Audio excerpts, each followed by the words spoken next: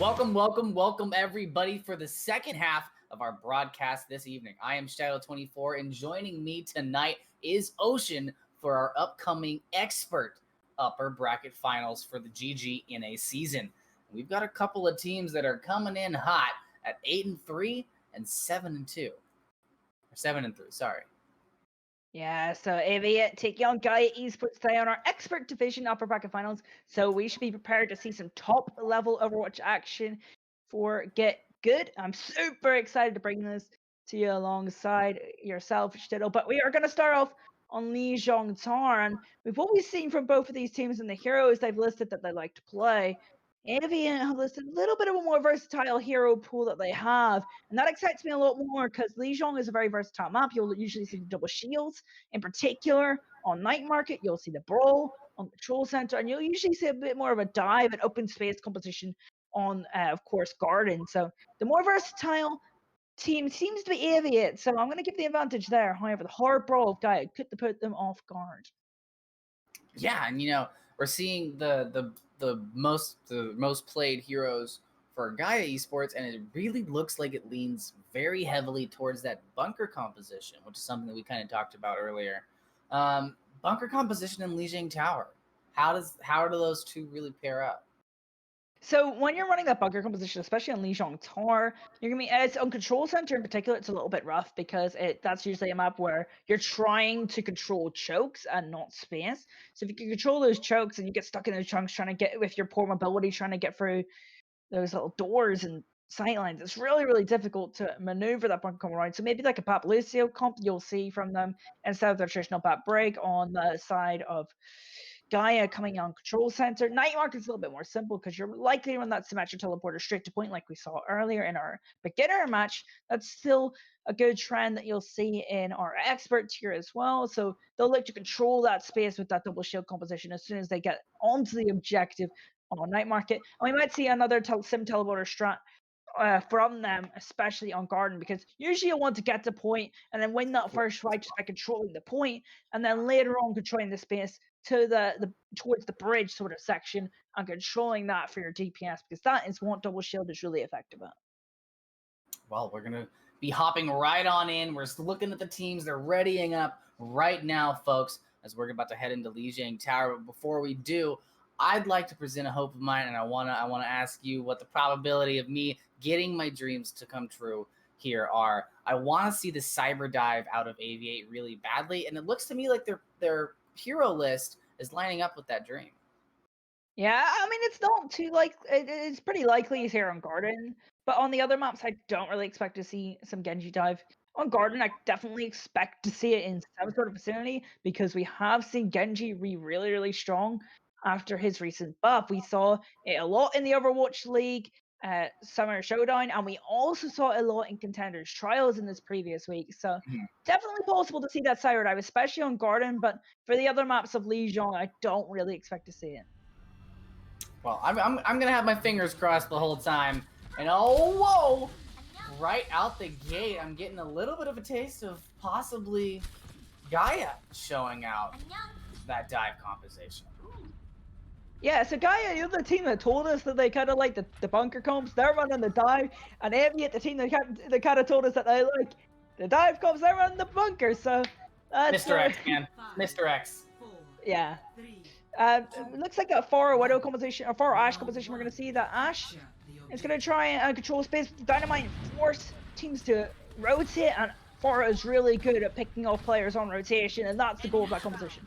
Ooh, speaking of picking out players on rotation, that boy gonna be sent down to the abyss. An early kill from Flyer is gonna start things off for Aviate Gaia in a very tricky position very early on, as they've already lost their main tank, their DPS, and their support. Aviate just tearing through Gaia. Yeah, Gaia going down. Quite much of a fight in that first fight, and Darkwood tries to get out, eats that hole quite nicely. Trying to get out. I think Dark goes on the Gladiator, but that first fight just sent away. Their main support is gone. The honor, the main source of healing's dead instantly from Flyer on the Pharah. Not much else they could do. They still have that Brigitte for healing, but after the recent nerf to Brigitte, it's not really sustainable unless you rally up. But that boy fighting back with the kill on tonight. Ooh, that boy once again trying to take that position in the bridge, but it's taken out by Yuri as he's taking Flyer down as well. But Aviate's still very comfortable on the point as Mafezi tries to get that to change. Finds himself the first kill. Immortality field no longer there as Gaia Esports finally gains control of the fight and pushes Aviate back to the bridge. Yeah, that boy on the honor, after getting picked over in that first fight, said, I'm having enough. Got a couple of kills. However, is going to probably get caught out here by Flyer, also taking pressure from the Sigma. Moot going low as well, so not looking good for Gaia. And Flyer on a bit of a distraction there as Yuri's Bob and Dynamite take the spotlight, finding themselves a couple of kills. A questionable engagement from Intrusion there. Yeah, a little bit odd for Gaia. You know, they had their main support kind of already in trouble at spawn. Their Brigitte isn't getting too much value of enabling their dive DPS. Mafasi did get a little bit of value in that second fight, but realistically they're not getting too much value out of their Brigitte pick. They're struggling to make it work after that patch, and now they're pushing into Flyer. His control of the space on the farm. Oh, Mafezi trying to use the blade of the backline, but he's going to get met with an accretion from Daniel, who's going to follow it up with a gravitic flux for Aviate. 3 kills now. Gaia in a very, very dire position at 70% Don's the control percentage, pushing them into possible last fight territory here. Yeah, we're in last fight territory here, and only the rally and the self-destruct online. It's going to need to be a big self-destruct, really. The rally will help them sustain and engage, but not much else. And with Flyer doing so much damage from the skies, it might not even help them. The Supercharger is going to be a fantastic tool for the side of Aviate to clean up fights. They're going to need to get it done quickly, though. Well, the Supercharger gets tossed out. The Diva Bomb, however, is going to take that Immortality field with it to leave the entire team of Aviate there to respond. The barrage getting completely eaten by Dark Lord as he throws the missiles in to take Flyer out at the exact same time. Yuri finding himself a kill as well as Aviate tries to balance things back and tip the scales back in their favor. Yeah, they're going to try. Cat Boy gets a kill with the Biotic Grenade onto Daniel. Support's helping out big time as Dat Boy finds another one. Yuri as well finding the baby Diva, and now Aviate with the control of this fight. Just has to deal with the supports off the point, but it looks like Max Power is going to be there to help his Ana as Dat Boy finally lives through the night. Yeah, they win this fight pretty securely. They engaged well. Once that self-destruct kind of killed the Supercharger up, which was the main win condition on the side of Aviate, it was definitely alive for Gaia Esports. And they showed it there. And now kind of looking towards that side territory on the side of Aviate as well, as they kind of have to push across this bridge. We're looking at a Nano Blade composition that Gaia Esports are trying to build. They're racing to get online. So realistically, they've got to go sooner rather than later. Otherwise, they're just going to get torn up by that Nano Blade. They're going to go ahead and take the side approach. They don't want to go across that bridge with that Hammond there. Be able to approach. Now Hammond going into the back line to try and get a little bit of disruption, but he's met with crowd control and damage as the Dragon Blade comes out from Mafezi. He's able to find one onto Yuri, and now the second onto Nightly as the damage continues to get dished out into the small room. Max finding in the support line as well as Gaia Esports putting themselves into a position to take the point. Flyer and Daniel have a different story to write, finding themselves a quick 3K as they keep Aviate in the battle. Pulse Bomb from Flyer now online as he looks to finish off these respawns. Yeah, Flyer looking insane on the trace. We saw the Nano Blade combination get in and got 3 kills. However, that wasn't enough because it kind of just came in too late, and now we see Aviate trying to clean up this fight. Came in just a tad bit late, but the respawns have still been here. Primal Rage from Intrusion, not enough, however, as the crowd control and damage on the point is just a little bit too much for them to keep these stalls alive. Aviate, however, able to flip it over and take the map. Yeah, Aviate looks super impressive in that last fight. They kind of identified that the win condition for Gaia was that Nano Blade combination. They limit the damage that it can do. They still lose 3. However, a nice eat on the pulse bomb in that little room nullifies a lot of the damage they were trying to put in with both of their dive DPS. So they do nullify the damage a little bit, and then Flyer and Daniel, they just kind of put their carry socks on in the end of that last fight, and they managed to pick up guard, and they did look pretty strong throughout the most of that map. So definitely deserved from Aviate. However, Gaia's definitely still in this as we move towards their more preferred brawl composition. Yeah, 99 to 100%. You cannot get closer than that. Round 2. Capture the objective. Symmetra strats, of course, to get the teams out of these gates as quickly as possible, and then both teams switching over to the Reaper. Only real difference in the composition is going to be the Orisa for the Sigma, and of course the support line on a Brig versus Bath Lucio. Intrusion going to be able to find that first pick. Dat Boy following up with another, and with the 6v4, Gaia Esports should have no issue taking control of the point first. Yeah, they just seem so much more control with this brawly bunker composition. So what they were able to do with the Orisa and the Reinhardt is the Orisa kind of just sets up a natural front line, and the Reinhardt is just got one task that they're focused on. That's doing damage, making sure that they're pressuring the opposition Reinhardt. Look at Artisan compared to Gladiator on ultimate charge, just so much higher when they have that one objective of doing damage to focus on. However, Gladiator walled off again. Not looking good for the Reinhardt on Aviate. Not looking good indeed. Gladiator getting taken out the very beginning there. Yuri trying to help his team out on this Reaper, but there's just not much he can do with that boy and Moot just dishing out healing. Yeah, not much you can do indeed. There's not much of a window of opportunity for Aviate either. They have both support ultimates that are going to be well used, and they are a little bit ahead of the Blizzard, so that might be a small window for them to work with here. Speaking of windows, they're going to go ahead and use that amplification matrix right there from Dat Boy. Max Power now has the Death Blossom at the ready. No need to use it too much, but a Nano Boosted Reaper might force his hand. Tries to attempt the Death Blossom, but the stun is there from Nightly. Fight cleaning up now. They used the Blizzard as well as a lot of other ultimates. They used everything but the self-destruct in the last fight. 5 ultimates and you don't even get the fight win just against both the support ultimates. And now you're handing over map advantage and defender's advantage of this choke to the side of Aviate. They're able to control this choke with the Mei. They have the Blizzard, Death Blossom, Prophetic Flux, and our Shutter online. Here comes the Blizzard. Oh, the Blizzard's already out and about, trying to find a couple of members, and a lot of the Gaia team is frozen there. They're going to go ahead and commit their Gravitic Flux just to make sure that they win this fight, which they will do handily. Yeah, they win that fight pretty sweetly. Just a Blizzard, Flux, and I mean, they didn't really need that Earth Shatter, but it did help their support build up their ultimate, so they will be able to gain control of this choke once again, and if they can adapt quickly to the rotation coming out of Gaia, that could definitely trap them in this little room. Gaia Esports having to take that upper choke just to get themselves in position to fight here on the point. Gotta be careful of Yuri and their Death Blossom. Looks like Max Power off on the side doing their best to build up a Death Blossom to match. Maywall making it difficult for Trend to do anything, but blocking a lot of damage for Gaia.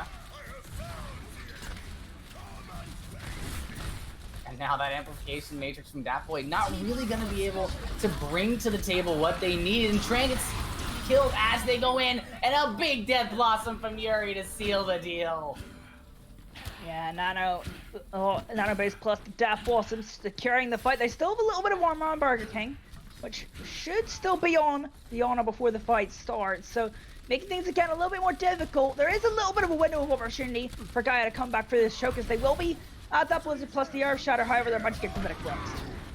However, the Gravitic Flux making it very difficult for them to do so, having to commit that Immortality field very early, and the Shatter from Gladiator making things even more intense. Buffezi has the Blizzard, but there's not going to be enough time for the Mei to get back into the fight. Yeah, what a heads-up play from Gladiator, shattering the Mei, which means they can't use their most crucial ultimate, their win condition, which was Malphasy's Mei Blizzard, unable to be used in that last fight. And Aviate take Lijiang Taro 2-0, but did flip up in a couple of fights. Definitely signs of life for Gaia in this expert tier upper bracket final. Aviate, yeah. You know, they found a couple of spots in the armor, if you will. The question is, are they going to be able to utilize that and take down Gaia in these next few maps, or is Gaia going to continue on this win streak? We are going to be going to Junkertown next, so hopefully we'll get to see some of those sweet, sweet snipers don the playing field. Yeah, Junkertown, a map known for snipers, You can also see a lot of bunker compositions, and Gaia picking that map doesn't really surprise me. They kind of hinted before that they are comfortable in that bunker composition, and I feel like we may see a sub, especially in between maps. Just with what I think they'll probably sub in their Ashe player, which is Popple, to come into the series, and it looks like it will be correct if I look at the lobby myself. Subbing in their Ashe player, which is a very strong character. You're talking about the snipers and the range that you have on Junkertown, especially when you're playing against the bunker composition. That dynamite is particularly powerful, so it makes sense for a guy to go for this map choice and this roster choice as well. And now, if you're Gaia Esports, you know you've brought in your Ashbringer. How do you build that comp around them? I mean, they know that they're comfortable with these bunker comps, so what they are going to look to do is they're going to look to combine Holts with Dynamites instead of Holts with Rocks to start off fights. And then later on in the fight, you're going to be looking for Holt Rock combos and then a headshot sort of type thing. So you're going to be looking for when to combine Holts with Dynamite so you build more ult charge, when to combine Holts with Rocks just to get stun locked so you're actually build that ult as fast as possible. And that's kind of how you're basically going to build your composition around. You're going to want to run that double shield composition and use Dynamite, that key critical cooldown that is in Ashe's kit, to win the map, hopefully, if you're Gaia Esports. Well, there you have it, ladies and gentlemen. The win conditions here, Aviate going to have to be a little bit more concentrated in their focus fire and their shot calling. Gaia Esports going to have to be able to enable their bunker and control those halts as we go into Junkertown. Yeah, one thing I do want to note is Aviate didn't show off too much sniper play in the last round. I believe we saw we saw a little bit of far out of them from Fire, but that was really it.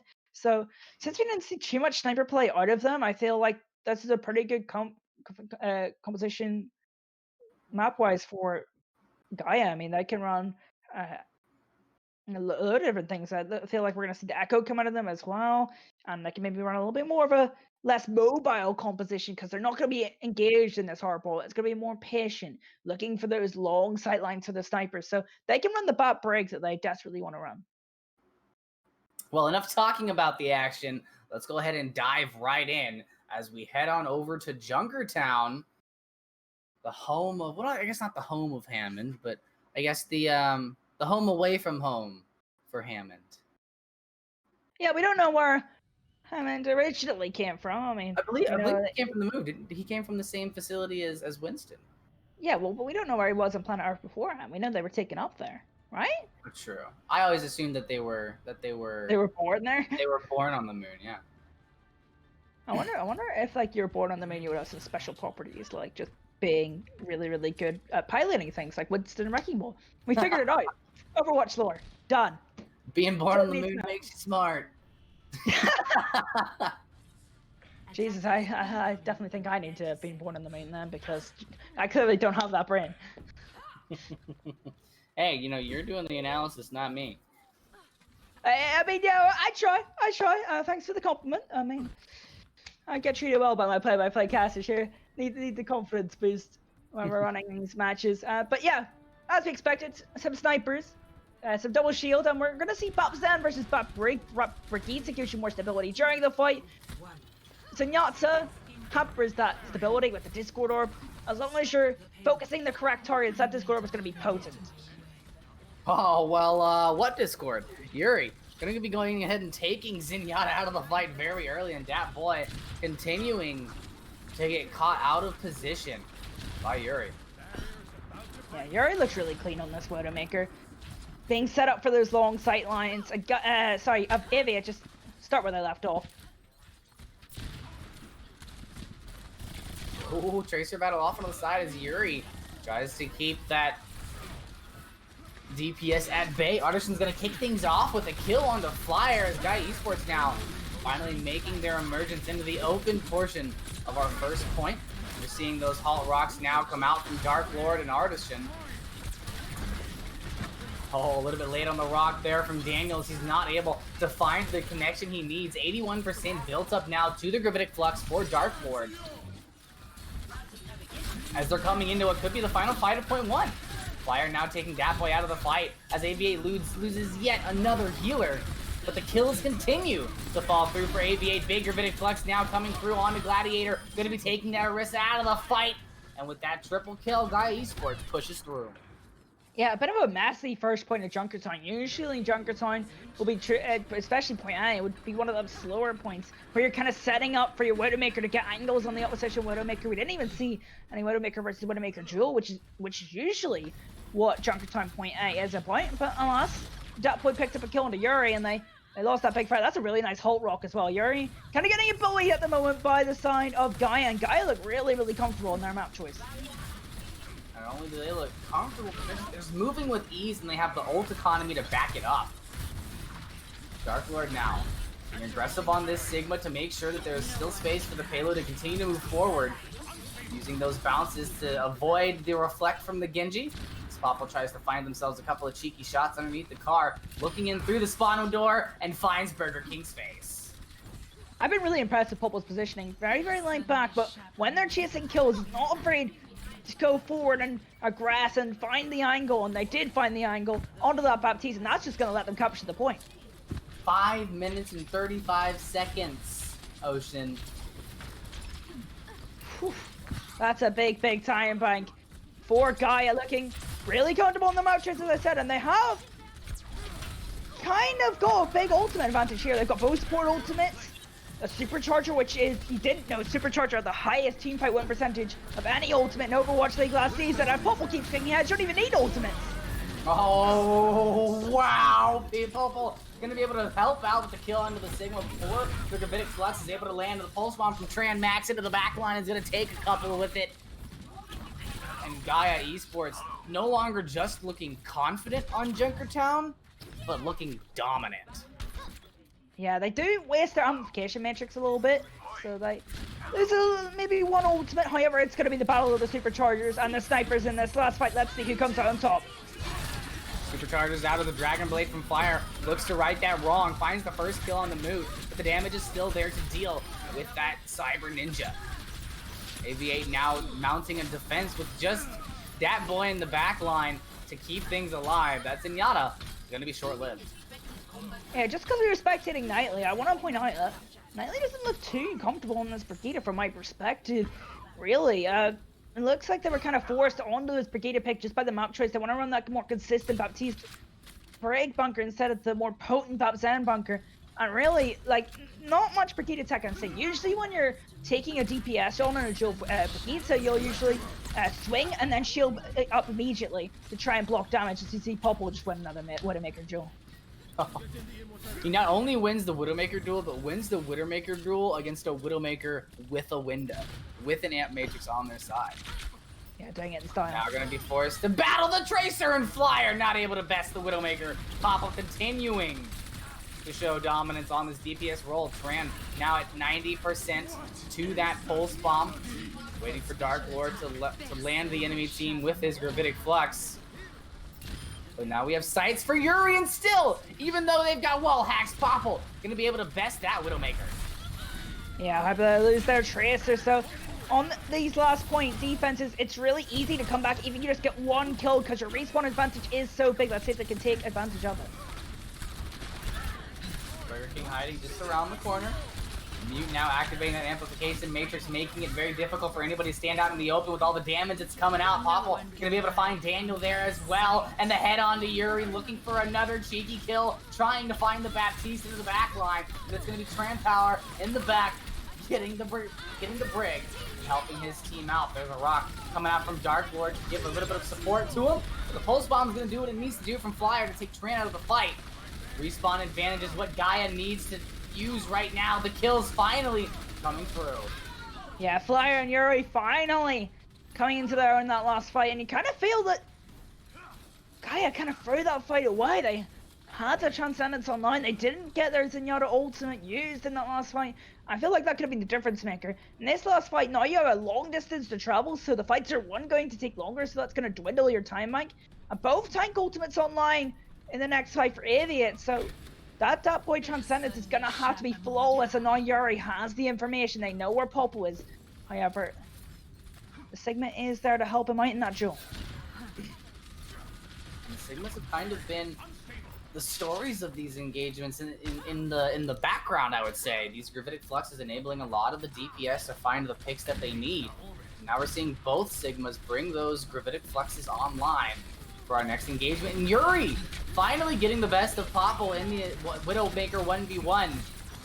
Finding that head to play.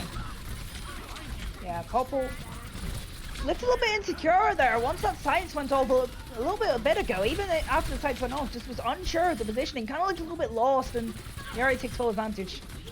Oh, and Flyer does not want to give any room to Aviate. Why allow them to be comfortable when we can continue to make them feel the pressure?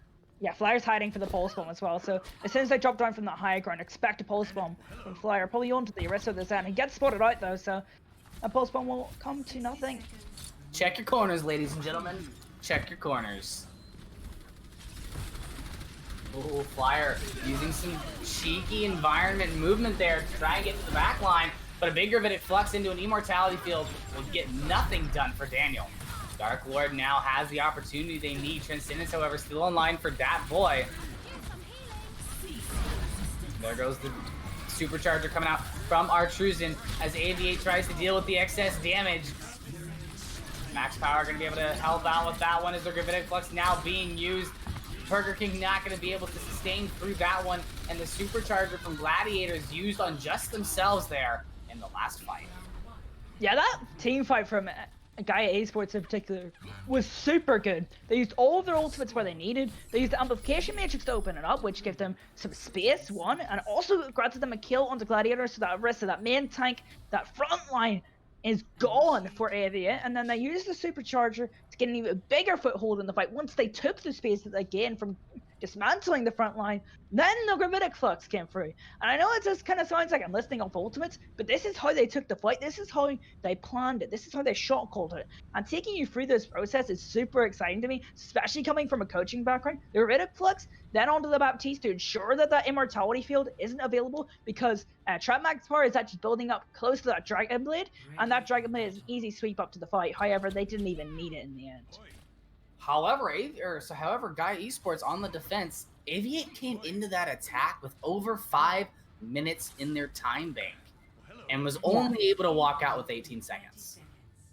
Yeah, I mean, finally Yuri kind of got a little bit more of a handle in the Widowmaker duel, so that definitely helped them in that timing situation, but still all 3 points capped on Junkertown is nothing to sneeze at. It's definitely going to be difficult, especially since Popple just about has been getting the better of this Widowmaker duel. If Gaia plays a little bit more patient on the defense, sets up for those Widowmaker duels, it's going to be extremely difficult for Aviate to even put cap point A, unless Flyer comes up with something big on the Genji. Well, let's see if Gaia is able to write the story and put a better time bank up there on the clock. See Flyer going for... Aviate, I'm sorry, going for a little bit of a flank there.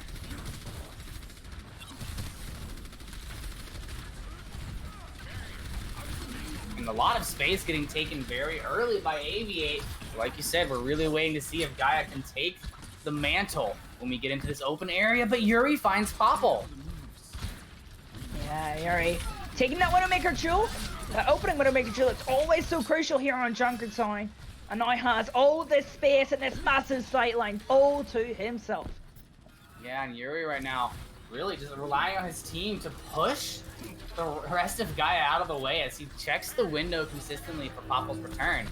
Flyer finding the best of Artisan, and now Aviate completely controlling where this fight is happening, and they're going to be able to take, barely, almost able to grab that payload. Yeah, Gaia, make sure they get on to the point Trap Max Power in the back line, but it's not going to make a difference as Burger King and Knightley will clean up the fight. So 2 minutes and 41 seconds, and Aviate still has not been stopped. They're putting 5 minutes on the clock here at the first point. Yeah, Aviate looking a little bit cleaner since they swapped to that Baptiste end composition, slightly more potent. I feel like that's giving Yuri a bit of an advantage. If they put the Discord Orb onto the Popple and the Widowmaker, and they just feel more confident, and having the confidence in that Widowmaker duel, like you have an extra advantage, have an extra resource, is everything, even if it doesn't make too much of a difference in that damage capacity. But it definitely looks like Aviate are so much more comfortable on that Baptiste end. They need to be careful though, Aviate. Whoa, my god! Whoa! Trend Max Power coming out of nowhere with that pulse bomb into the back line. Wow, No. I mean, no words. No words. Yeah, always check your corners, always check your flanks. I feel like that's really poor from the side of Aviate. They finally got a foothold on this round, and they kind of lost it to a play like that. Pulse Bomb, not known for getting multi-kills usually, just to stick onto someone in the back, but especially in a bunker composition, when you're usually playing a split push, you usually have your Sigma off at an off angle trying to do damage. You don't usually see, oh, Yuri! What is that nastiness, Yuri? Fire setting up for the Dragon Blade as well after this Transcendence goes on. This could be nasty. Oh, Fire pulling it out with confidence. Able to find the first one, but a big rock from Dark Lord's going to shut that down. Dark Lord doesn't matter, though. so guilty, but Yuri and Nightly. What is happening? Yuri has just unleashed the wolves on this map. Yeah, Yuri starting to hit that shots. Now has a little bit more confidence. Popple not even built Emphasite so far this round. And Aviate not quite as strong as Gaia when they took the second point, but a very strong time bank indeed, and an ultimate advantage for the defense, however. It doesn't really matter if your entire team's dead due to Yuri. Yep, Aviate now running about a minute behind schedule of what we saw Gaia hit coming into this first point. The question is, are they going to be able to seal the deal quicker than Gaia was? And with that ult bank, that's going to be a very, very difficult mountain to surpass. Oh, Fire getting a little bit caught out there on a bit of a body block. Oh, the solo pulse bomb onto Yuri from Max Power. And Gaia Esports really using this ult economy quickly. Yeah, I'm not sure you're happy with that fight if you're Gaia, though. Aviate will be quite smiley because there's a huge ultimate advantage. Pulse Bomb, Infrasight, Transcendence, and Amplification Matrix all gone from that defense, and now you're coming back in with both your sport ultimates, and it's a bit even in this next fight. Oh, Gravitic Flex back into them as they try to get this soft disengage. They're going to have to commit that Transcendence from Nightly in order to stay alive. And Gaia Esports is doing a good job of dictating the pace of the match right now. Yeah, what Gaia are doing really well right now is they're picking their corners and where they want to fight super well. They pick this corner because they're kind of forcing them into a tiny choke. Imagine this is just Temple of Anubis choke and you're trying to get through it. However, you can't stop an Amp Matrix though, and Burger King's gonna pick up a kill. It's always nice when your supports can click heads, and that's what just happened. All 3 kills from the support line on Aviate. Gaia gonna have to go back to spawn. Yeah, they do have to invest a little bit. They invest the Amplification Matrix and the Transcendence. However, building up 2 of those tank ultimates in the matchup against that boy's Transcendence, that's going to be the battle to watch. Can they bait out the Transcendence and then maybe use the Supercharger or the Gravitic Flux to clean up the fight? That boy, the win condition for Gaia. Aviate trying to pull off this Gravitic Flux and Pulse Bomb beautifully. Fire, however, going to get taken out by Max Power very early on in the fight. And I think Aviate immediately recognizes they want to take this as a 6-man team. So they're just going to back out and wait for their next chance. What I really, really like from Gaia is they're now opting into the matchup that Aviate's putting on them. This Widow Tracer, they're opting into it. They're taking the duels. Max Power is dueling his Tracer counterpart. And it's drilling with confidence, and now Popple has a little bit more space, because not looking at 2 DPS, playing a little bit far back, controlling those angles, trying to play a little bit of a defensive Widowmaker style, because they're on the defense, and make sure that they can get the better of both of those DPS shows, or at least have a fighting chance. And now, ultimates look good for the defense, both support ultimates online, as well as that Infrasight for the information, so definitely looking good for them. Oh, now Yuri's going to be able to find his counterpart onto Popple. That's going to allow Max Power and Nightly to find themselves in the kill feed, as well as both teams are taking chunks out of HP bars. That boy, however, becoming the DPS Zenyatta of your solo queue dreams, finding 4 kills and continuing to impact for his team. Yeah, Gaia and that boy that kind of poor in the first round, Boy in particular, especially in Garden. They came a bit poor in the honor. Their mechanical skill on aim is definitely not the question. They're positionally, they were a bit poor on that first map, and they're going to go in with their ultimates this time. They have to push hard and strong, and they will do so. And now Dat Boy going to have to force out that Transcendence. Nightly still has the Transcendence in his pocket, but his teammates are dying on the way to the point here. Gladiator now being bold and pushing into Gaia as Activate only has 60 seconds now to make something happen with this push, and Yuri plans to do just that with a 2K. Gladiator finding the third, and now getting into dangerous territory for Gaia as Activate looks to push this payload all the way through. Gaia will only get one more fight. They use the Foresight to get that information, and Yuri's gonna have to use that information to probably get a pick. And that boy's gonna have, or sorry, not that boy, Knightley's gonna have to get a huge Discord to help him get that pick, because here comes the Supercharger. High damage coming out from the defense. That Supercharger gonna be out from Intrusion. Flyer and Trend Max Power battling off to the side. Yuri finding the best of Popple, and that's gonna be it! They were able to force them off the point for just long enough to take it. Yeah, I said that Yuri needed to find a pick and get that information to the rest of their teammates. Use the Infosight so they know where they're coming from. And despite having the Supercharger, Gaia will not hold Junkertown. And we have a very, very even Junkertown to cast over. 1 minute, 1 second to 1 minute for both of these teams. Very, very tight map so far.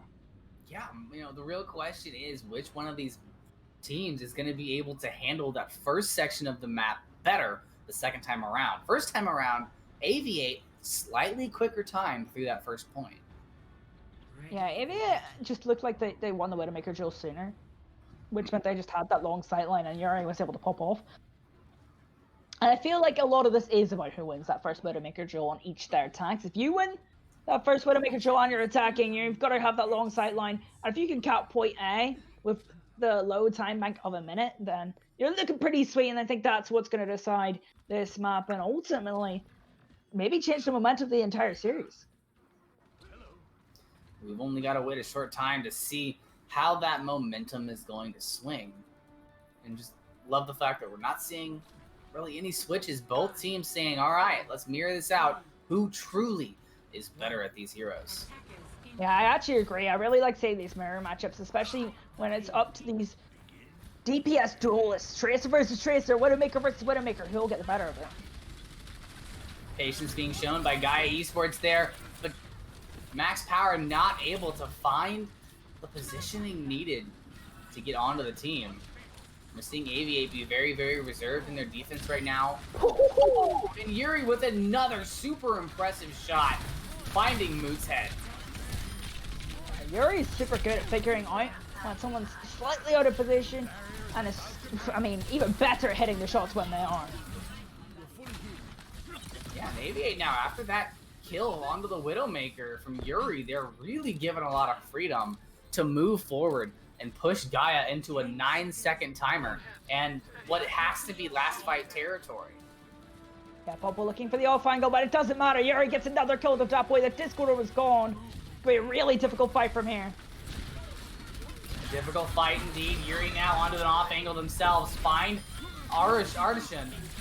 That's gonna be it. Aviate now with the kills that they need, the sprays that they want, and win condition right there in front of them. Yeah, Yuri just kind of putting on the carry pants there. 3 headshot kills to hopefully end off Junkertown for Aviate's sake. They've looked a little bit scrappy on this last map. They've been definitely tested by Gaia and Popple in particular. However, that's a very poor distance in a minute to go for. And then a minute and 1 second. So, I mean, I would like to see Gaia take this map and try and change the series. But Aviate in such a good position to take this map and take us to a 2-0 lead in this series. And so Gaia now, you no longer have that big open area to really contend with. Do you switch anything up for this defense? Or sorry, I mean, you've got to switch something up. I mean, you're going for that double shield, but I would like to see just a hard brawl spawn camp. And what I do like from Aviate is they're switching it up. They are expecting Gaia to know that they want to take the Tracer versus Widow duel. However, they went for the Bastion Widowmaker expecting the Tracer versus Widow. And we see something different. Some Reaper coming into play. Yeah, Gaia bringing out the Reaper Genji. And this actually, I think, if Aviate don't realize that this is a compositional mismatch, they're going to be in a bit of trouble here if they don't get off this composition when needed. Oh, and because it's so close, there's really no time to take stock of what's happening. Flyer trying to find some positioning now, but the most of Aviate being sent into a bit of a scatter. at the beginning of this round. Yeah. The shell shock definitely there now as they're pushed off and not even able to make their way to the payload. A lot of pressure right now on Yuri, but dealing with this, using this Widowmaker against that Sigma shield, very difficult as Gaia finally found Aviate and its members, trapped him in a small room, and unleashed Popple on the Reaper.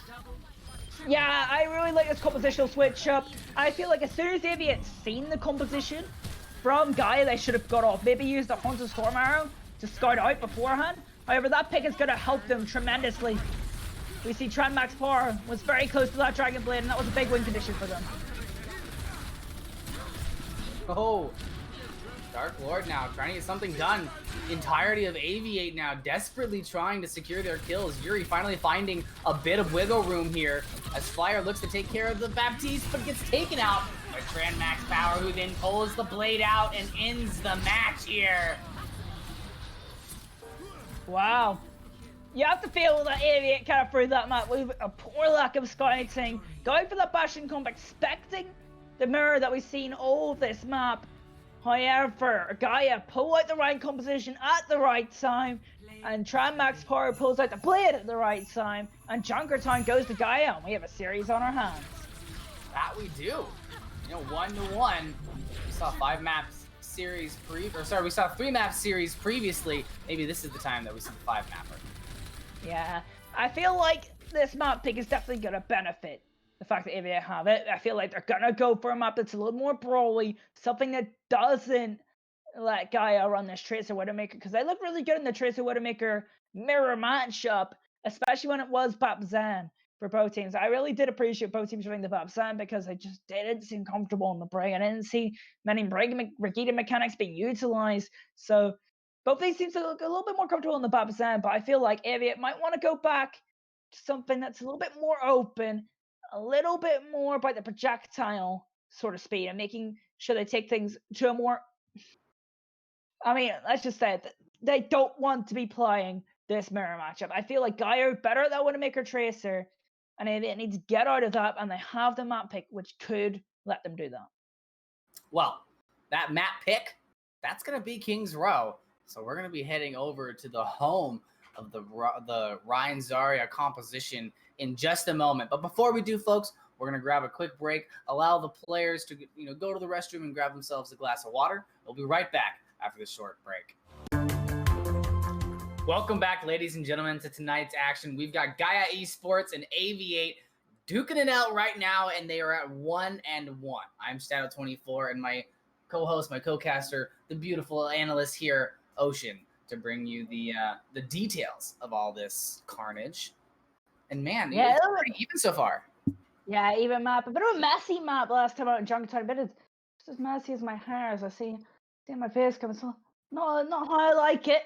And speaking of things not how they like it, Aviate forced to play a map that they looked uncomfortable on. They were forced onto this Widow Tracer mirror on Junkertown, and they really, really struggled in that mirror. And then when they predicted the Widow Tracer mirror on the last round, they got it wrong. They got it very heavily wrong. They didn't identify their mistake until late. And Gaia took advantage to take Junkertown, and now we're here ready to hop into King's Row. And we did have a substitution. I believe that Prod God has come in for Aviate to take the place of Yuri. So switching up what we're bringing to the table for DPS for Team Aviate. Yeah, they also brought in Hysteria, who is they're a Sigma and Wrecking Ball player. I imagine we're going to see a little bit of a switch in Sigma player here as we see Hysteria coming for Daniel. I don't imagine we'll see the Wrecking Ball here on King's Row, though. We might see something unique. You never know. Gladiator is pretty prominent on the Winston as well, so we could see a Wrecking Ball Winston dive composition that is definitely on the table, and it definitely could throw Gaia off guard. If they give me a Wrecking Ball Winston dive, they will become my favorite ELO team. Yeah, I already have one for when I dive earlier on in the season. Actually, I said they're my favorite team. I forgot what they were called, but they had a nice Winston player, and I enjoy Winston gameplay. So all I remember is they were an EU team and they were good at Winston comps. So there you go. That whittles it down a little bit. Speaking of Winston comps, I don't think I'm going to get my wish here. It looks like we're just going to go double shield, tried and true. Hysteria keeps showing the Winston, but Winston and Orisa, not really a very common combination. Yeah, as we see, Gaia, nothing surprising from them. They're running Popple on the Ashe, and Shamrock's part back on the Genji that we saw near the end of Junkertown. And no surprise in their support or tank lineup. Hysteria now leading the charge for Aviate onto the point. A split defense from Gaia. As they leave their Orisa on the low ground, but there's Sigma and the rest of the team up there on the high ground. Max Power taking Frog God out as he tries to get the attack started, but really for Aviate, it's going to be a bit of a slow starter as this Ashe Genji combination from Gaia Esports is proving to be a lot to handle. Yeah, need to refocus. They now have the information on Ashe Genji composition is there, and they're going to send their Sigma up to a little bit of pressure on the high ground there. Going to be forced off by the opposition, and that high ground still belongs to the side of Gaia.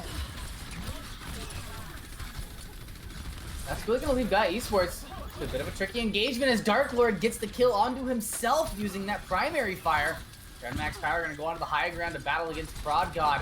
Fraud God's barely able to get out of the way. The supports from Gaia Esports are going to give their team a bit of a boost. Move finding Nightly there, and now it's up to Dat Boy in the window to keep this defense on lock. But Aviate going to have to disengage as they continue to lose members. Yeah, so let's talk about that actually. They lose their Sigma early on, however, their support's coming out clutch. I talked about how Moot looked a lot more comfortable than Brigitte early on, and burning through again, Burger King going for the amplification matrix. Not much value, but they do spread and force them around the hotel. Oh, and now Hysteria getting put into a very difficult position as he's forced to face down an amplification matrix, but the Blizzard coming in from Broad God is godly indeed. Able to secure the take for Aviate. Gaia not able to do much while frozen. Yeah, it seems with Gaia, you know, it's just like a normal team fight. They have the mechanical skill and knowledge to play around positional awareness and things like that. But when it comes into ultimates and fight planning, they struggle a little bit more. And we saw Aviate kind of get those first engagements spot on. They were sending just that one member in Hysteria up to the high ground to try and pressurize that Ashe, and eventually Popple went down, and that was kind of the opening that Aviate needed just to win the Blizzard and win the team fight from there. And they've even been good enough, or smart enough to be really aggressive after the fact and take this corner, but the Gravitic Flux from Mysteria now coming out. Gladiator able to keep themselves alive, but just barely as Astrushan hunts down that kill. And Astrushan just really able to support the team on this Orisa and allow Dark Lord to DPS on the Sigma as much as possible. Flyer has the Death Blossom. The question is the opportunity going to be able to arise in the middle of this fight? The Shield Bash has been baited out, but the positioning and presence of Aviate just not there as their Gravitic Flux leads to a sad story. Astrushan and Pulp both able to find the kills as a continued stagger comes out onto Aviate. Yeah, Gaia, they win the fight and managed to secure this archway, hold this archway. Notorious for being difficult to get through, kind of just like any normal choke point, but this one in particular, you just have so much more natural cover to play around if you're the defense. And although the positional advantage is there for the defense, Aviate, Blizzard, Death Blossom, and Supercharger online. A lot of ultimates for Aviate, and they're gonna go ahead and use that Supercharger immediately. Flyer now pushing forward with the Death Blossom into the Blizzard, and they're gonna go ahead and commit everything except for their amplification matrix into this fight. Yeah, I actually really like the decision to keep the amplification matrix, because at the end of this point B of King's Row, it's a really, really long sightline, and if you can use the amplification matrix there, securing on that long sight line, it's going to be really difficult for the side of Gaia to even push through that sight line, and you're likely going to get a pick. And we're once again seeing this dual-tiered level system with these main tanks, the Orisa on the low ground, the Sigma onto the high ground. Amplification matrix from Burger King not coming out early on, but it is going to be there for the mid-fight. Nightly has the rally that they need to keep themselves alive, but as long as they're able to play around this Immortality Field. They might be able to get out of it. Aviate now has to pay attention to the Dragon Blade coming out from max power, but it's going to be Nightly just mitigating that ultimate completely and allowing for Flyer to shine on the Reaper. Yeah, they do win the team fight, although, as I was saying before, they could have stopped any sort of engagement whatsoever. They could have made it impossible the recontest to happen if they just used that amplification matrix and had like a melee shooting through it on the long sideline. Even the Orisa starting to pump in damage. And they lose the Gravitic Flux because of that. However, they're building up quickly to their other ultimates. That ultimate Blizzard's going to be online shortly. Those are going to be their main win conditions. However, they have to deal with Artichoke Supercharger. Ooh, beautiful halt right there from Gladiator to help set things up as the amplification matrix from that boy tries to enable himself on the high ground to heal his team up a little bit more and disrupt some damage. Frog Guy will be able to find at least one kill before getting taken out, in Dark Lord not able to find anything with his Gravitic Flux. Yeah, not getting too much value. However, they keep their main win condition, which is the Supercharger. However, Death Blossom almost online. It looks like they're going to combo with the Blizzard again. That's going to be what they're going to look to do. However, they've lost Upperkitsa, and here they are back on. The shield bash into the dash from Tran Max Power eliminates the Reaper of Flyer from the opposing team, and now Gaia finally finding themselves a foothold on defense. Yeah, and actually Gaia, what they do there is they actually just kind of reset the ultimate economy. They were really, really far behind. I mean, they still are far behind. They're coming into 6 ultimates on the next fight, and kind of one fight territory for Aviate. However, but they reset it to where they have bulk to make the fight last longer, so they'll have Amp Matrix, Supercharger, and Dragon Blade as well, so not that big of an advantage for Aviate. Oh, Flyer really wanted to use that Death Blossom for Supercharger, put a little bit of fear into his heart, and now a Dragon Blade into the backline needs to be dealt with, and the Gravitic Flux is going to help out with that for Tran Max Power. Still alive on this Genji as the Death Blossom from Flyer gets shut down completely by the Shield Bash from Moot. Gaia Esports now continuing to eliminate ultimates from Aviate's ult bank without having to actually see them used. Yeah, so as I was saying, like on paper, Aviate's ult economy was so much better. They had 6 ultimates for the last fight, but now look at it. They're behind in ultimate economy. 3 ultimates for Gaia, 1 ultimate for Aviate. It is the Amp Matrix, so definitely if you can secure a pick in the fight with it, you can gain a foothold, but it's not going to be enough to get you in the map in this situation, Siddle. With 40 seconds left, you need very decisive wins of your team fights. They're going to go ahead and commit that amplification matrix, but you know, just Gaia Esports is going to back out and line of sight that ultimate so that once again, just no value to be gained. Gravitic Flux from Dark Lord opening up the defensive push as Flyer tries to work his way around the Maywall to help his team into the back line. He's going to get there, but there's a big Omnic Butler waiting for you. Yeah, it seems like when Aviate gets thrown off their game at all, they're just struggling to come up with something. They have some very set plans, like, for example, sending their Sigma around the map to take off angles and take high grounds, but that's really it. They don't have any other plans, and it's going to lead them into walking into a brick wall as Gaia holds here on last point King's Row. No, like, I really do agree. It seems like Aviate, they have a game plan, but I feel like the game plan is only 65% complete. You know, they get into these team fights and they're looking good, and then the little picks happen, and it's the mid fight and the late fight that Aviate is really having a little bit of an issue handling and kind of navigating. Yeah, from a coach's perspective, I feel like this for Aviate is a lack of in-game leadership. They have a game plan. They're going into the match with a game plan. We can clearly see that. But when things get tough, they don't have the leadership. They don't have the shot calling. That's how when they had those 5 ultimates, it all went to absolute mush in that team fight. They lost a team fight where it was 5 or 6 ultimates versus 4. Didn't get the value out of it. But when we saw Gaia in that situation on their first attack on Junkertown, they executed it perfectly. And when it comes to when the going gets tough, Gaia looks like the stronger team, but with mechanics and how they're set up, Aviate are the stronger team. So really, it could go either way, but I'd lean towards Gaia at this point. This is definitely their opportunity to really show that. If they're able to take the first point on the first push, or even just like very quickly, you know, it puts that mindset into the Aviate players of, uh-oh, we really need to play on our best. Now you get the jitters going. Now you get the second guessing going. Yeah, Popple looking for a pick on the Widowmaker, and he's actually going to stick on this Widowmaker usually. He'll just see the Widowmaker, just look for a couple of angles, but feeling confident, and it looks like Tramax Far doesn't like what he sees and is going to get off that echo into the Ash Genji proposition. I would make the same switch as well. And we're a little bit more patient, and they're going to go for the Genji versus Genji matchup. I like that decision. Yeah, Tramax Power has had the best of Flyer in the Tracer duel as well as these Genji duels. Gaia's just going to try and dislodge Aviate here on the high ground, but Hysteria just doing basic shield management right now, using that kinetic grasp to mitigate that damage. Flyer finding Popple off on the side, but going to get hit with that flail from the Brigade Nightly. Move, sorry. Alright. As I said, looks a little bit stronger on the pizza than Nightly. Nice dynamite coming in from Pro God to get a little bit of damage in, but it's not going to be enough as Tramax Power and Dark Lord gets into the back line and secure the kills.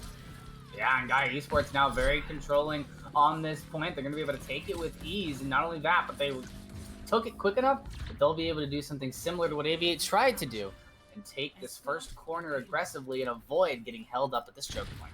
Oh, look at Popple's angle here. Finally gets spotted out by the opposition Sigma, Hysteria. Throwing a shield in his face, Popple won't take kindly to that one. Popple probably trying to find another angle. Yeah, gonna look for another one. Polkon on the tanks though, looking for forwards, but Matrix thrown in their face yet again. And Gaia looking extra strong here on Throw. And this is the aggression that you need to really continue to advance through this kind of map as quickly as they are. You see Hysteria there just kind of feeding in to get himself killed to get the respawn back in, but Gaia Esports really has not been met with much aggression on the payload because they're taking all of these fights in front of the payload. Yeah, and look what Tramax Power and Artisan are doing. They are setting up, I've apparently just lied to you, but they're setting up to use this long sight line. Popple, here we go. As we watch Popple look at this long sight line to try and get a pick. Look, headshot onto the arrest, so that's damage. Chart in this next fight, the supercharger goes online. Oh, here comes the blade from Flyer. No nano boost to join him. He's looking for the supercharger, finds the supercharger as well as the immortality field, and with that, he's able to open things up for Aviate on this defense as the kills continue to flood in. Yeah, kind of surprising that Flyer was just able to go into that backline and get so many kills, especially when the supercharger was online for Artisan and the rest of that Gaia lineup, and they had the rally available as well, so they definitely had the options to get rid of the Dragon Blade. However, they're just going to choose to come in again, maybe take a shorter fight, set up with the rally and build up the Blade. However, they've got to deal with both of these tank ultimates first. And Hysteria on an interesting flank. Not deciding to stay with the team. Wants to keep them away so he can get a big gravitic flex here. He's in the position that he needs to be in to snag it, and he's able to snag the entire team, but the damage from his needs to be there to follow. There he is onto the immortality field, and now Burger can find the first and opening kill as Flyer dashes into Gaia. Gaia Esports not able to deal with the damage that's being dealt. I think you take that fight if you're Gaia, though. You got both of those critical tank ultimates, right? Both of those tank ultimates capable of winning team fights on their own. And you're building up to a Dragon Blade of your own with both of your support ultimates. Your main win conditions are available, and there's nothing much to counteract it except for the rally, and that rally isn't even online yet for the defense. Ooh, but the amplification matrix into the accretion is going to allow Hysteria to get back up to 68% already to that gravitic flux again. Yeah, you're indeed correct. Here comes the window. If they can get the blade off in the next couple seconds before Nightly builds the rally, it's serious trouble. Oh, Max Power finally able to get that blade online, and Nightly is not there for that rally, so Max Power is just gonna rake in the kills here.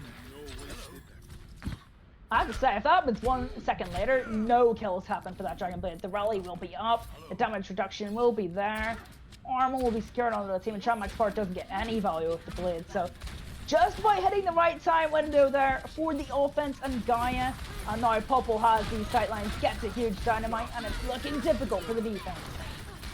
3 minutes and 8 seconds now for Aviate to defend Gaia. Gaia not having to push all the way. They only need to get it about 3/4 of the way to the final point. They know it, so they're going to pick their engagements carefully. Good disengage from Gaia. Yeah, I really like this disengage. They know that the rally has been used. They're just going to poke in a little bit, see if the armor has gone yet. Once the armor is nullified, they're going to pick their moment, push in, probably use that bulb, and set up for a supercharger fight later on. Well, they're going to have to do it into a Gravitic Flex and a Dragon Blade. The Dragon Blade, however, from Flyer, not going to be finding what he needed, as he immediately had to go into Reflect. Papa trying to cover things in, but the entire team of Gaia now frozen in this blizzard from Prod God as the kills continue to come through, and Aviate now showing themselves to be the defensive team that they need. Gaia down to 2 minutes, 15 seconds. They need to find some more motivation if they're going to push this payload on. Yeah, but ultimate advantage firmly in their favor. Both support ultimates online, as well as the supercharger. And that supercharger is definitely going to help not only try max power build up to that Dragon Blade, but they'll get Sigma and Ash closer to those ultimates. And I think they just wait out this Matrix here. They just sit back, and nothing is going to be available for this defense unless they get a supercharger online, which is likely. But one supercharger into like 3 or 4 ultimates, it's going to be really difficult for Aviate. It has to be the best supercharger we've seen this weekend. Yeah, I mean, and we've seen some pretty good superchargers, so it's all that you got here. Well, there goes Atrushan leading the charge. Supercharger comes out from Aviate, so they're going to go ahead and commit it from Gaia as well. And Burger King finding 2 at the opening here on the defense. But the kills still coming through. Aviate not giving any inch to Gaia on this defense. I'm gonna be honest, that usually I'm really good at picking out things in the fight, but I cannot figure out how Aviate got that advantage. Moo had the rally online, that boy had the Art Matrix, Artisan had the supercharger, and just one supercharger from Gladiator was enough, and now Gravitic Flux got Blizzard online for this final fight. Hysteria has the ult he needs to keep them exactly where they want them. Gravitic Flex comes out, the Immortality field beautifully placed by Dat Boy at the perfect time. For Gaia Esports to get themselves back into this fight with Max Power's Blade. The Immortality field keeping people alive as the damage is there, but it's just not enough to close the deal. Gaia Esports, however, in this brawl still have the upper hand, but now Aviate finding a couple of kills and tipping the scales in their favor. There goes Bob from Popple, and Dat Boy continue to pop off. Prod God is actually from the clutch. As I said, Dark Lord close to the Gravitic Flux. Burger King with the Art Matrix. That's going to be the battle of both teams left to win this map. Oh man, are we going to get a Sigma 9, ladies and gentlemen? They're up in the air, the payload's moving forward, but they weren't able to get that distance. However, the kills are there for Gaia Esports. As it's looking now to be there, they are going to be taking Aviate out of the game here on King's Row. So Gaia Esports pushing it up to 2-1. Yeah, Gaia coming back in. Since they did win that map, you have to now question Aviate's decision to pick King's Row. Where you're sort of going into these volley bunker compositions that favor Gaia, especially on King's Row in this current patch. I really thought when they wanted to pick King's Row, they would go for something a little bit different. You know, maybe try something like again, the Wrecking Ball wins. I feel like that might be why Hysteria was subbed in, but I was wrong. They just wanted a change of single player, a change of pace. And Hysteria did play well, however, didn't really bring what Aviate needed. And I'm not sure King's Row was the map choice. I think maybe going to a place like Hollywood, where you're kind of relying on some other picks, except for the snipers. I mean, snipers are still very, very powerful on Hollywood, but maybe going for something a little bit more unique might have been the way to go. Well, you know, it was a close matchup. Aviate just not able to push it all the way through. So they will once again get the next map pick, and it looks like they're going to be going with Anubis. Anubis, as we're moving into these 2 CP maps, that second point on Anubis plus bunker, that's a situation I would not want myself to be in.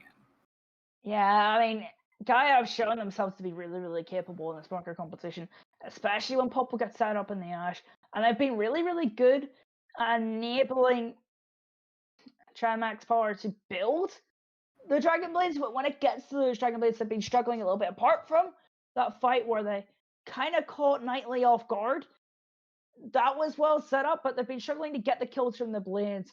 Other than that, but they've been building those Blades really well, and Trimax Power has been superb on the Genji, playing really, really well with his Sigma player, and Gaia have looked really, really strong since that first map, where they've been on maps that they are more comfortable on, where they're comfortable in running that double shield. They are really, really good at these bunker comps, and Aviate have struggled to adapt. I feel like Aviate have a lot of mechanical skill, and they are a well set up team, but when it comes to the thick and thin of these things, Gaia, they know the composition better, they're more comfortable in the composition, and they're winning these matches. They're winning these matches indeed, and they only have to win one more, so if you're Aviate right now and you're going to Temple of Anubis, you have to be pulling out all the stops. You can't hold anything back here, because losing this loses the match. Yeah, I definitely sort of agree, and we have to talk about some of the substitutions that were made by Aviate. They brought in Hysteria, and I didn't think that made much of a difference. I thought Hysteria was actually pretty good on the Sigma. I mean, not much better than Daniel, but definitely provided a little bit more of an aggressive angle. Was definitely willing to take those off angles a lot more. So that's something I was impressed with Hysteria on. But they subbed in ProgGod, and I'm going to be honest, I didn't really see ProgGod that entire match having an effect. I mean, when it came to those hit scan duels, kind of just backed away from them. Now, with Yuri coming back into the series alongside ProgGod, so we will not see Flyer in this map, and I feel like that's a little bit of a mistake. ProgGod struggled in the last map, was kind of refusing to take those duels. And if we have a map like Junkerton and you're refusing to take duels, it's going to be really, really long day at the office, especially on Anubis for Aviate, and I'm not sure on that decision making from their point of view. Well, we're gonna see if they're gonna be able to use that to adapt. The big thing that I'm looking for this matchup is for Gladiator and Hysteria to get their synergy down just a little bit more. You really saw it start to come together there at King's Row when they were able to separate their tank play to different levels, different elevations, but still focus the same targets and, attack the same objective and get the same mission completed. I just want a little bit more, because when the brawl starts to happen and everything becomes sporadic and there's a Tracer going this way and there's an Ashe over there and a Zarya running at you and a Winston jumping above you and all that, that's like we said, is when the communication seems to start breaking down for Aviate. So I'd really like to see Gladiator and Hysteria's synergy really kind of meld together on this map. Yeah, it's definitely exciting. I mean, I think the more aggressive Sigma playstyle that we've seen from Hysteria does definitely fit Temple of Anubis. You need to know when you're taking those off angles. And that's kind of something that is not really known on Sigma. And even some Overwatch teams struggle to grasp the concept of when to take these off angles on Sigma, when your Sigma goes to these high grounds, when your Rizzo holds a front line, and when they're bunched up together. And it's a really difficult concept to grasp. And a lot of the higher tier teams will struggle with this concept. But we all see both these teams look pretty good on it today. So we'll see if it translates over to Anubis, and I think this will suit Hysteria. But one thing that does concern me, as I said, Aviate, Knightley does not look comfortable in the break at all. I feel like I would like to see Knightley just play this in Yachts. I would like to see them run that slightly more potent +% composition and just go for picks, and especially when they're on the defense on that chokehold, just be potent. Just keep them in the choke. Don't even let them through. Yeah. That'd be something I would like to see Aviate try, because Knightley does not look comfortable on this break. When we're kind of observing him, I'm not saying any of this. Whip, build, inspire, put up the shield, and then just kind of try and wait for a moment, wait for their reload, and then go for that thing. It just seems like a lack of knowledge on how to play the hero, lack of comfortability on the hero. And I think I could be wrong. Knightley could be a really skilled break player, but just from what I've seen, just not much that I can be happy with. Well, hopefully they'll be able to give you something to smile about here as we go into Temple of Anubis. You have Aviate on the first attack and Gaia on the defense, and this has been a trend for Gaia. They've consistently gone for defending first. Yeah, they seem to like setting a bar for themselves. They like to know after defending what they want or what win conditions they want to have, and that's what they were good at. I go back to that first attack on Junkertown. They're really good at calling and setting win conditions for their fights. Something that Aviate struggled to do. So I mean that's also an advantage because Aviate struggled to do that, and you know they're attacking first, so they're kind of just setting the bar. So they're not actually setting up for a play. They're setting up for just the fastest time possible. They're not setting up for a particular fight win. So that helps Aviate as well, but it definitely plays into Gaia Esports' strength. Well, here we go as the action begins. Aviate is going to be going off to the right for a... Or no, going to be choosing something else. They're going to go to the left for their rotation. They immediately want to get into this brawl as well as open up a sightline for Yuri as quickly as possible. I think they know Yuri didn't go for a choke. I think someone's checked to see that they help that Widowmaker and didn't see the Widowmaker go for the choke, so they know he's there. That's gonna be something to look out for.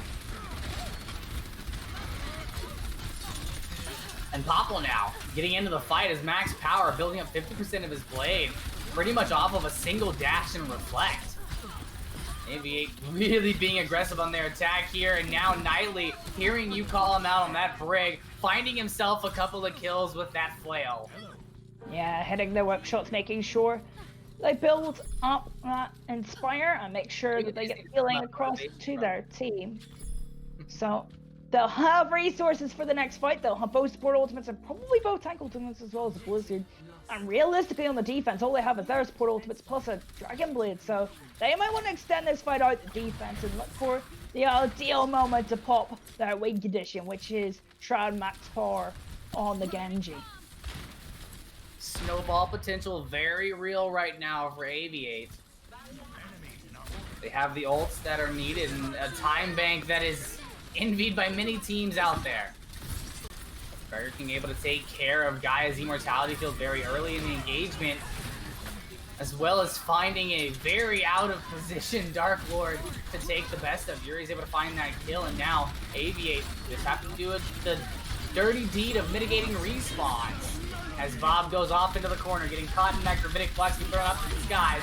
Gladiator's gonna go ahead and commit the supercharger to help deal with that Bob, and it's gonna help out big time as Gladiator finds a couple of kills before biting the dust, allowing Yuri to take this off angle. The body presence on point right now for Aviate is absolutely controlling, and the DPS are destroying. Yeah, What a push! Yeah, Yuri coming back into the series on fire. And I feel like Aviate have missed Yuri, especially in the last map when Popple was on the hit scan, not really contested by ProGod. I feel like I've missed Yuri to take those hit scan duels. ProGod looking a little bit cleaner on the main than they did in the last map, so a little bit more promise from that player in particular. Maybe they also heard a bit of smack from my mouth during the break and wanted to prove themselves. I think maybe I should talk back about all the Aviate players, who then they'll play better and put on a better show for us. But big time backstep for Aviate. You just need a little push, a little something to light a fire under your bum. You know, gotta get yourself motivated. Yeah, as I said for Aviate, that kind of helps them because they're not setting up for a team fight in particular. They're just trying to set the biggest bar possible. And they separate their ultimates a little bit better in that fight. They did use their win conditions. And most importantly, that headshot on a Shroud Max Power from Yuri was absolutely massive. It also looked really cool. It did. It looked fantastic. Which The is probably why question I'm mentioning it. So, what do you really do with cool. that when you're attacking on this map? I mean, you're going to be able to position your Widowmaker as much as you want, but oh no, never mind. Sorry, Aviate is not going to be fielding the defensive Widowmaker. Yeah, they're gonna for the Ashe, and I think Popple's gonna feel a bit more comfortable with that. You know, take the Widow versus Ashe. Widowmaker has a slight advantage of that because Ashe has damage drop off. So if Popple stays far away and takes that duel, it's gonna be a little bit more difficult for Yuri to win that.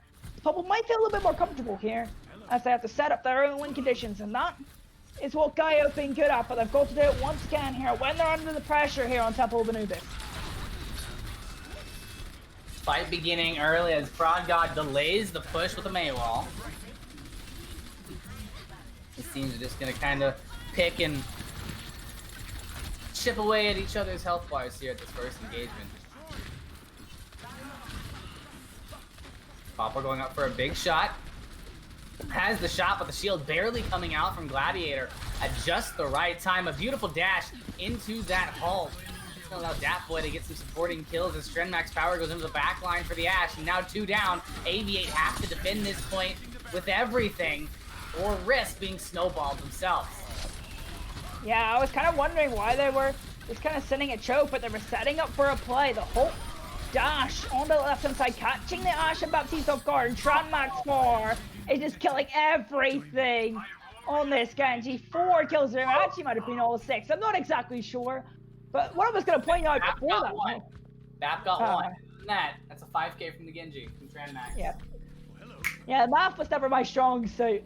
But before that whole dash, I was just going to point out how Yuri's just keeping them enclosed to the choke. And look at Yuri's ult charge compared to Popple's. And you can see that difference. I mean, Popple just switched heroes over to the Ashe, but it was about double the ult charge in the hit scan duel, but they were just setting up for a play in that choke. And they set up pretty well for it. And as I said, that's what Gaia are good at. But I've got to set up for one more to make sure they have a good time back here on Anubis. 5 minutes, 14 seconds, ults on their back. They have the amplification matrix to enable Popple to get another Bob. But good job working line of sight for Aviate, making sure that they can't use the amplification matrix that they have. That is, however, going to open up a lot of space. There goes Bob onto the point. ProgGod has the Blizzard if needed. Damage seems to be there for Aviate, however, they're not going to have to commit that ultimate. They're going to be able to keep a very good ult bank for this defense. Yeah, maybe that was part of their plan, though. As I said, Gaia, they only use one ultimate there. And they force out the bomb, which... I mean, is it much? But it is one of those ultimates that is directed towards countering that Dragon Blade, which is going to be their next win condition. So, definitely a bonus there for the side of Gaia, but they need to make sure this next fight is flawless. They need to make sure they punish Knightley immediately. I wouldn't be surprised if they just play hyper-aggressive onto the Brigitte. On the side of Aviate, throw down that supercharge or the flux onto him, and then the Dragon Blade will come through. Gotta be careful of that Blizzard from ProgGod, of course. Gravitic Flux onto the point. It will be able to find the Mei. That's gonna be just about it there. Max Power now itching to unsheath the blade. He's going to commit to it, but at 99% he gets caught up in a Gravitic Flux and then down to an Immortality Field of Dat Boy. However, not gonna be able to gain the distance that he needed to use that blade. And without that win condition, Gaia now looking to be in a bit more of a dire situation. Yeah, that's horrifying for Gaia. They set up everything. The Dragon Blade's ready to go. They identified where Knightley was. They wanted to get rid of that Brigitte. They were ready to get rid of that Brigitte, but a very, very clutch Gravitic Flux from Hysteria picks up the Genji and a late stagger as well. Max Power not having a great last minute as they're going to have to wait to set up again. And now, ultimate advantage swings over to Aviate. Blizzard, Bob, and Application Matrix online, and nothing much to work with for the offense. Oh man, and Aviate is giving them no room to work with. Defending very early at that chokehold, throwing in those TNTs. Yuri up with another Bob for this fight. They definitely missed Yuri in the last map. I mean, ProgGod tried his best, but now ProgGod looking at home on the Mei. And Yuri, I mean, on these hit scan heroes, it's so clean. Oh, yeah, man, wall to split them up, and this is just making this attack take so much longer than it's supposed to. Not to mention that, God, they're about to have another Gravitic Flux online from Hysteria. Yeah, they're just so much better at this poke war. That's a nice hold roll combo to break the kinetic grasp though, so a little bit of advantage and something going right for Gaia at least. Yuri did commit that Bob into the backline, but Papa was able to deal with it before Gladiator deal with them. And now ProgGod leading the charge into this small enclosed space. And Aviate very, very well done here as they continue to push back this attack from Gaia.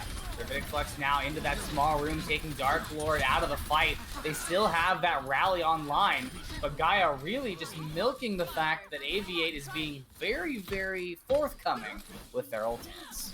Yeah, Gaia can be slightly happy with that fight. They force out like almost everything apart from the support ultimates and the supercharger. They have an ultimate advantage, which is definitely better. One of the better outcomes for that fight, considering what they were walking into with what they had.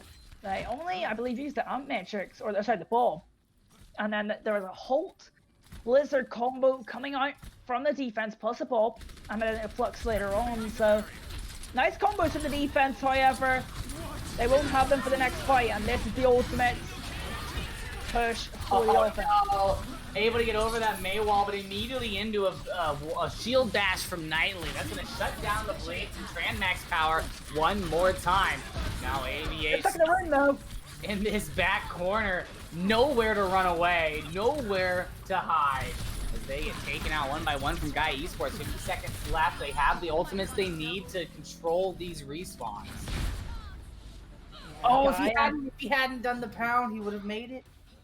Yeah, he would have. I don't think it would have made too much difference. There, but he would have been dropped immediately on the point. But Aviate kind of borrowing that last fight there. He got a really nice shield bash onto the win condition of Gaia, not finishing off the Genji. Forced themselves into a little bit of a corner. And that gives Gaia an opportunity to come back into this map and take the series. However, Aviate with much stronger time bank, 5 times the time bank, if we're being precise. Yeah. I wonder if we'll see some adaptations, because when we got into extra rounds of Junkertown, we saw Aviate try and predict Gaia to use the mirror and run something a little bit fancy. And it messed them up because Gaia ran something completely different to what they were expecting. But no, it looks like we're just going to be back to what we're used to seeing. But Yuri opting for the Widowmaker instead. We're back to this Widowmaker, Joel. I like the Widowmaker pick right here, especially for the Aviate side, because with a minute left, Gaia really is going to get 2 very quick pushes or 1 long push. And their members are going to have to stay on the point, which means as the Widowmaker, if you're off the point and just looking on the point, nobody can commit to going after you. So you just have to sit there and pepper in those shots. Although you're a fan of it on the defense, I'm not a fan of Popple going on the Ashe on the offense. It's going to be really difficult for the Ashe to duel the Widowmaker, especially with that damage drop-off. And plus, you're not going to have that extra high ground sightline, so it's going to be a difficult choice here for Popple. The ult charge game also a big factor in these quick overtime pushes, but already half of their time bank used up, and Gaia not looking great. Dark Lord is taken out very early there. Their team being split up. Hysteria taking advantage of the confusion to take out Popple as well as Gatboy there. Yeah, Hysteria trying to clean up the kills. Might get too greedy though. Although the Hulk gets eaten, so that might save them. But Tranmax Power gets killed to Yuri. The carry down, the hit scan down. And now they have to struggle themselves back to the point, but there needs to be a touch from the offense. But no touch will be had. I wonder if Tranmax rushed that a little bit. Maybe after he got the kill on Yuri, should have waited a little bit, then went for the touch, and then Gaia have a little bit more time to work with to get back. However, hindsight is 2020, and Aviate are let off a little bit after getting a little bit aggressive and letting their hit scan go down. And now 4 minutes and 55 seconds to take a take of win out. So yeah, I mean, if you're Aviate right now, if you're cheering for Aviate, you've got to be sitting pretty comfortable. Yeah, just a quick reminder, this is first to 3, so even if this map is drawn, we will go to control next. And Gaia will still have to take 3 maps, and Aviate will also have to take 3 maps. I don't know why they would have changing conditions for each team. Imagine we did that. Imagine Aviate just had to take 2 maps. I'll be so mean. All right, Aviate, you need to win 1. Gaia, you have to win 7. yeah. Customize the rules to our liking. That would make for a really interesting tournament. Casters decide who they like better. That's a good idea. We'll put that one in the books. That or seeding decides how many wins you have to, how many maps you have to win. Yeah. But it's opposite. So the lowest seed, so the 16th seed needs to win 1 map. Yeah. So the better your team is, the more maps you win going to the tournament, the more maps you have to continuously win. That'd be pretty interesting. I like that. Don't steal our idea, guys. I just copyrighted it right now. Aviate now on the attack, and they're going for a sim strategy. I wonder where they're going to teleport you. Probably that top left window. Up over right here into the windows. Yeah, probably. And also, Yuri's going to be thinking this is basically their version of the merry-go-round as they teleport the point, and Yuri's going to have maximum sightlines here. And now Aviate have Gaia exactly where they want them, in between a Widowmaker and a high-charged Symmetra beam. And this is just a massacre on point right now. Aviate very quick to take the map and tie things at 2-2. Yeah, just a budget version of the merry-go-round. I like that. Nothing really Gaia can do unless they spot what they're going for. Just play aggressive on the symmetric teleporter. That's probably the only way I can think that they can counter that Hysteria. Pretty nice play here on Sigma, but Idiot bringing us back to 2-2 as we head to another control map. And Idiot won the first control map, so you could say it's advantage to them. But Gaia do get that map choice as we head into our final map. Ooh, yeah. And we talked about this kind of earlier during one of our breaks, just about how, I said it earlier, Aviate, they didn't look as clean on the payload maps, and those are the maps that Gaia Esports was able to take, but those control maps, those 2 CP maps, that's the place where Aviate really starts to shine. So no surprise there they were able to take Temple of Anubis, and I think that they have the advantage coming into our next map, which will be Nepal. Yeah, we're going to Nepal. And again, I feel like that's actually a good pick for Gaia, because Gaia like these double shields, Sanctum in particular, that is going to favor them. However, one thing I would point out, especially for Sanctum, is that high ground on the right-hand side, or left-hand side, depending on where you're attacking from. The high ground opposite the point is very potent, especially when you need to get your hit scan set up there. And whichever Sigma is a little bit more aggressive in helping their hit scan usually helps the hit scan win the duel. And I think that kind of bodes well for Hysteria, who's been really good at taking those off angles. So that's something I would like to see from Avi, especially on Sanctum of Nepal. That will definitely benefit them. But I feel like when we come to maps like Shrine, where it is more about those bunker double shield compositions, that'll benefit Gaia. And then we'll have to think about what village lands well, because that's both a mixture of high ground and setting up and controlling the space around the point. So it's kind of a mixture of both what these teams are good at. So I'm hoping for Sanctum to start off with Aviate taking 100 to 99. Gaia going to take 100 to 99 on Shrine. Actually, they'll probably 100 to 0, my prediction.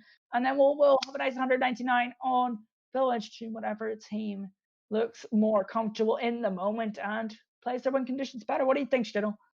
I think that's a pretty good. I'm not going to go into the specific rounds because I think I don't have the ridges in my brain that are needed to make those guesses. But I definitely am going to go ahead and put my horns on the side of Aviate. But we're going to be right back with that map, ladies and gentlemen, and we're going to see if Ocean's predictions are correct just after this break. And we're back, ladies and gentlemen. Shadow24 and Ocean bringing you this NA Expert Upper Bracket Finals. And, we've had quite the fight here. I mean, Gaia Esports winning maps just completely handedly, and Aviate winning maps like that Anubis map where they had like 4+ minutes in their time bank at the end when they won. I mean, this is a banger. Yeah, what a series we've had so far. We saw Aviate set the pace on control early on, and they looked like the dominant team on that map. However, Gaia fought back in the next 2 maps, running their double shield composition like a solid foundation. It was really nice to watch. We also see Popple come into the fray, especially on Junker, trying to give them a little bit of a foothold in the series. However, the resurgence of Yuri, benched for Kings Row, but came back for Anubis, helps Aviate dominate once again on Anubis before we head to our final map, selected by Gaia here on the poll. And we talked a little bit about what we kind of expect out of these teams coming into Nepal, but it's last fight territory. Do you think they bring out anything surprising, or is it going to be tried and true? We've got to beat them on this mirror comp. We've got to beat them at their own game. I mean, we might see Nightly go to the Zen. I mean, I did criticize Nightly's break before, but Nightly's break on Anubis in particular was quite solid. A lot of nice bashes and stuns, and whip shots in particular. Whip shot, a very important ability to break. It's really useful for popping up that Inspire, which does the majority of Brigitte's healing nowadays, especially since, and admittedly, the main use of Brigitte is just popping out that Inspire and getting that healing, and then getting that rally built up so you have that armor, because Repair Pack no longer gives armor to DPS on full health, or any character on full health, which means a little less sustainability in the fights when you're running the Brigitte. However, still that massive healing sustain. And yeah, as I was saying, Nightly, gotta run this Zenyatta here. Well, they were listening. Showing Zenyatta right now, actually showing a very interesting composition right now.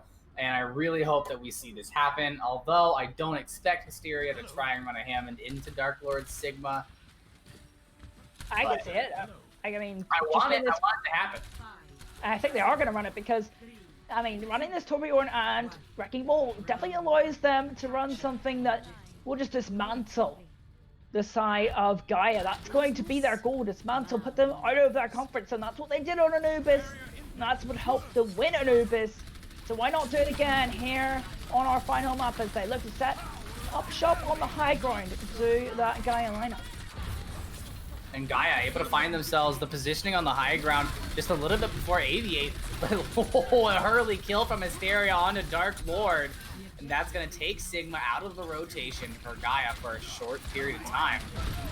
As they try and continue to dish out damage to push Aviate back into this corner. Prod God and Gladiator don't even care. They're going to find kills anyway. And Gaia Esports is going to have to retreat and give up the first point take to Aviate.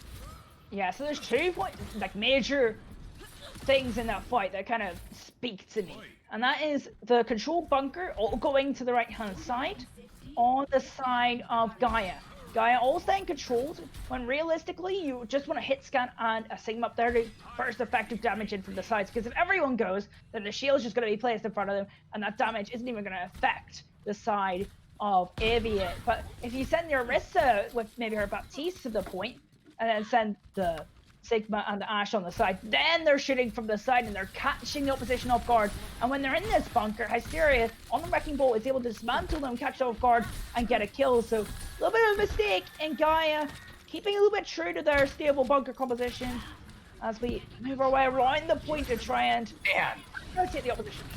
And look at this rotation right now from Aviate. They've gone all the way around to Gaia's side to keep themselves in the position that they need. Yuri getting very low, but able to find himself a good shield and a little bit of healing as the rest of Aviate just demolishes Gaia on point. And controlling doesn't even, demolishing, no, these words don't even describe how well Aviate is handling what Gaia is bringing to the table. Yeah, so as I was saying, you want your Ashe on that high ground, but you want them to have something to shoot at. And you actually give the Ashe something to shoot at. When you're rotating to point like that, and you're not putting any pressure onto the Ashe, they have a free shooting range, essentially.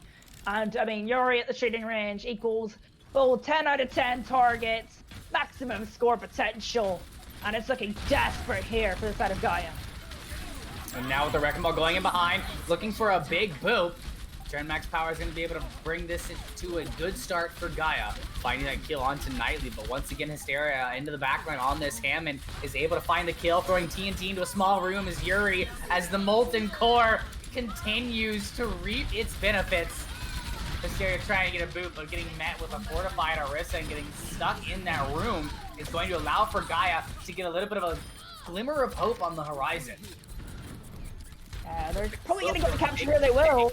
Look at the capture. Well, this fight's still ongoing here for both sides. Nightly finding 2 on the Zenyatta for Aviate as they posture themselves for a retake. The boop comes through. Isn't gonna find any kills, but it's able to displace that Brig and put her onto the run. Point take back over to Aviate, 99%. We're now in overtime with a window coming online for Burger King here in the next couple of seconds. And that's gonna be it. Aviate will take the first point of the fall. Yeah, Yuri was never killed the entire map. Yuri always had something to shoot at, always had the space in the high ground, was able to go wherever they choose. Not great for Gaia. They really need to start sending Dark Lord after that Ashe and putting a little bit of pressure on them, taking that Ashe duel as well. Those are 2 things that they need to do if they want to have a chance of winning this map. So we will see an adaptation. They're running on this. Actually, I don't think they're going to run this map. They're just going to use the Lucia speed boost auto spawn and then probably go over to the Brigitte. And Nightly, as I said, going over to the Zenyatta, looks a little more comfortable in the hero. Got a lot of kills in that last fight and kind of cleaned it up for Aviate as we now go back to normality for both of these teams. Now round 2 has begun. Let's see if Aviate can drive this home. Speed boost on Gaia is going to put them onto the point first. Give them a slightly better position once again, but last time Aviate was able to surpass that speed. Ice Wall comes out and it's big. putting Reaper into a very difficult situation, but Yuri able to find himself an escape route as Mephazy on this Mei is looking to build up a very, very early Blizzard. Yeah, almost at the Blizzard. However, can't use the Blizzard if you're dead. No, you cannot, but you can use the Shatter if you've got it, and Hysteria with a very, very quick build-up of that ultimate, but now putting himself into a position of death as he tries to shield hop away from this Orisa. There's the healing there, but the killing from that boy comes through. Yuri gonna find Dark Lord as well as Aviate begins to gain control of the point.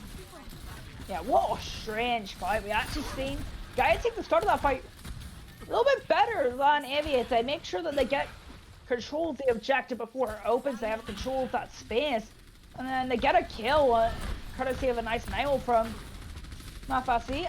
But however, it isn't enough as they make a couple of mistakes. They kind of go for walkies a little bit, make the mistakes, and that's a huge shadow that will help in the next fight.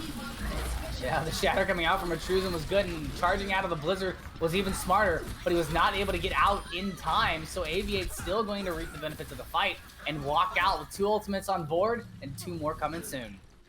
Yeah, they used the Amplification Matrix Supercharger on our Shatter as well, so ultimate advantage firmly there for Aviate. Not looking good for Gaia right now. They need a miracle. What does Hysteria do? I'm not exactly sure. Going for the pin, it's gonna get the Reinhardt! Oh, he got him!